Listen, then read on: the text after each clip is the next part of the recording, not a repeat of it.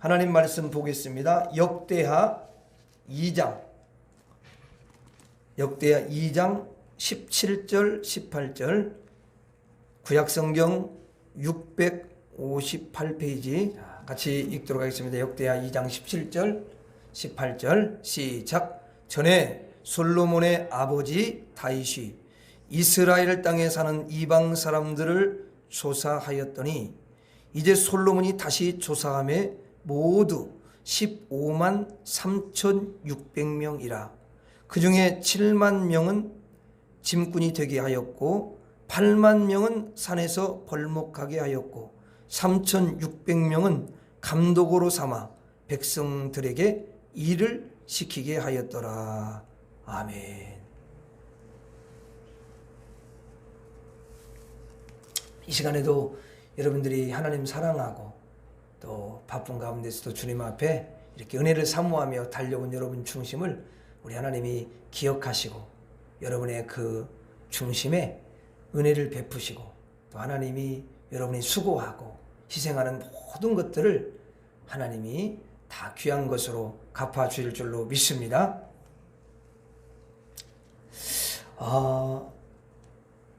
우리가 읽은 이 말씀에 보면은 이제 이스라엘 안에는 이스라엘 사람들만 있었던 게 아니라 이방인들이 있었던 거예요.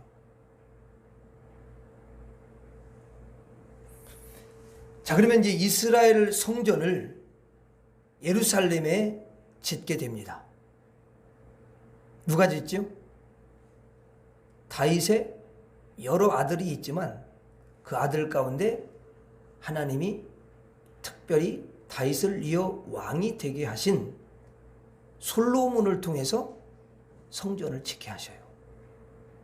이런 것들을 보면 우리가 뭐 하고 싶다고 해서 되는 것도 아니고 하나님이 은혜를 주시고 하나님이 시키시고 그래야만이 그 사람이 할 수가 있는 줄로 믿습니다. 예, 다 사실 하나님의 은혜를 안 주면 하나님의 일은 할 수가 없어요. 값없이 하나님이 은혜를 주시는 거야. 저 사람이 부족하다고 해서 하나님 안 쓰고 뭐 못 배웠다고 해서 안 쓰고 그런 거 아닙니다. 하나님의 은혜를 주면 하나님이 그 사람을 쓰시는 거야. 그래서 늘 은혜를 사모하는 것이 얼마나 귀한 마음인지 모릅니다. 저와 여러분들은 늘 은혜를 사모하는 너무도 아름다운 사람들인 줄로 믿습니다. 자, 이제 예루살렘에 성전을 짓는데 그때 솔로몬 왕이 주도해서 성전을 짓게 되지요. 그런데 이스라엘 내에 살고 있는 이방인들의 수를 세어보니까 상당히 많은 거예요. 여기 뭐라고 몇 명으로 돼 있죠? 15만 3,600명이었다고 했습니다. 근데 신기한 건 여기 뭐냐면 그 이방인들을 전부 다 한 사람도 빠짐없이 성전 짓는 일을 시켰다는 거예요.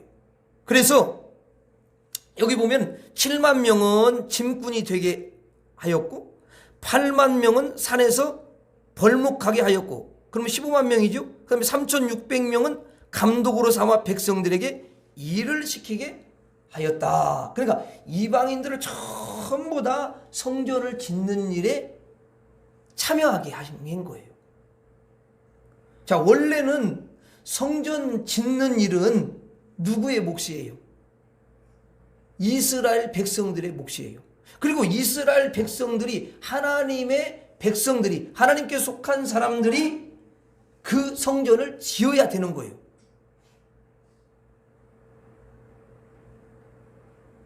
사실 이방인들은 아무런 상관없는 하나님이기 때문에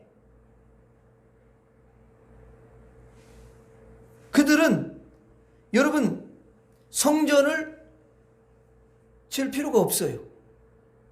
그런데 아무런 상관이 없는 이방인들을 갖다가 여러분 불러가지고 성전을 짓는 일을 시킨다는 것입니다. 자, 이제 이방인들 입장에서는 그때 이방인들 입장에서는 솔로몬 왕에게 분명히 불평을 늘어놓을 수가 있어요. 속으로 이제 늘어놓는 거지 겉으로 늘어놓는 게 아니라. 뭐라고 늘어놓냐면 이렇게 늘어놓겠죠. 아니, 자기 민족의 신을 자기 민족을 통해서 지어야 하는 거지, 우리와는 아무 상관이 없는 우리 이방인들을 동원해 가지고 왜 성전을 지켜야 하는 거지? 이렇게 이제 불평을 할 수가 있는 거예요. 그렇게 불평을 아마 했을 거예요. 근데 이제 참 신기한 건 뭐냐면 나중에 보니까 그 성전에 예수 그리스도께서 임하셔서 이방인들을 모두 구원하셨다는 것입니다. 할렐루야. 놀랍지 않습니까? 이게 웬 은혜고 웬 사랑입니까? 이거 진짜 엄청난 은혜지요. 우리는 가끔 이제 하나님을 볼 때에 그런 생각을 해야 됩니다. 하나님에게 나는 복을 받을 일을 아무것도 한 적이 없다. 하나님과 내가 받을 은총과는 아무런 관계가 없다. 그리고 지난 날을 이렇게 쭉 생각해 보니까, 돌아보니까 하나님에게 내가 뭐 특별한 공을 세운 것이 없고, 그리고 하나님이 나에게 복을 주실 그런 이유를 찾아보려고 하니까 찾아볼 것이 없다. 그런데 지나고 봤더니 아무런 상관이 없이 살던 나에게 하나님은 복을 준비하시고 또 하나님께서 복을 내려주시고 하늘의 은총을 부어주셨다. 이게 웬 은혜인가? 이게 웬 사랑인가? 이렇게 생각을 하셔야 된다는 거예요. 여러분들이 살면서 이제 우리는 깜빡깜빡 잊는 걸 잘해. 특별히 하나님은 일단은 안 보입니다, 여러분. 그래서 하나님의 그 은혜를 잊어버리기도 하고, 무엇보다도 하나님을 순간 깜빡 잊어버리고 살아갈 때가 있습니다.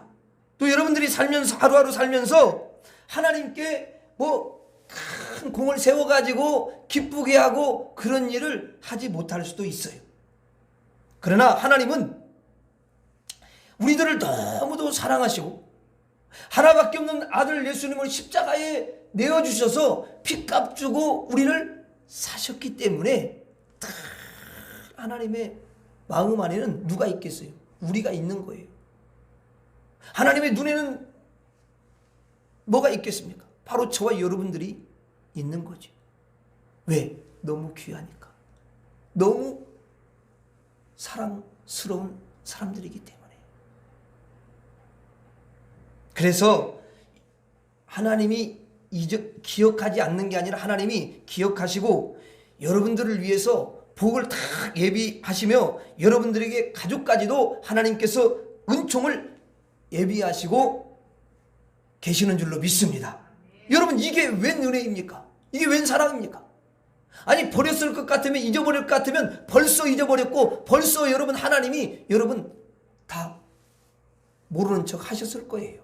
버렸을 거예요. 그런데 신기한 것은 하나님이 우리를 계속 기억하시고 우리에게 은혜를 예비하시고 또 우리 가족들까지라도 하나님이 나와 연관된 사람들까지라도 다 복을 주시기를 그렇게 예비하고 계신다는 거예요. 너무도 큰 은혜인 줄로 믿습니다. 한번 따라서 하겠습니다. 주님, 이게 웬 은혜입니까? 이게 웬 사랑입니까? 우리가 그걸 생각할 때 하나님의 은혜에 더 감격이 되어야 될 줄로 믿습니다. 그러한 하나님의 은혜 때문에 우리가 때로는 하나님을 기억하지 못하고 잊어버리기도 하고 하나님의 은혜를 까먹기도 하고 또 때로는 실수하고 이런 부족함이 보인다 할지라도 여전히 하나님의 은총은 계속 이어지고 있는 줄로 믿습니다. 여러분들의 삶 속에서 하루하루 하나님의 은혜가 여러분들과 여러분 가정에 변함없이 하늘에서 비오듯 쏟아지고 있는 줄로 믿습니다. 하나님이 계속 은혜를 주시고 계셔요. 이와 같은 하나님의 은혜를 항상 잊지 않고 내 심령 가운데 이게 웬 은혜입니까? 웬 사랑입니까? 주님 감사합니다. 그렇게 여러분들이 고백하면서 살아갈 수 있기를 주의 이름으로 축원합니다.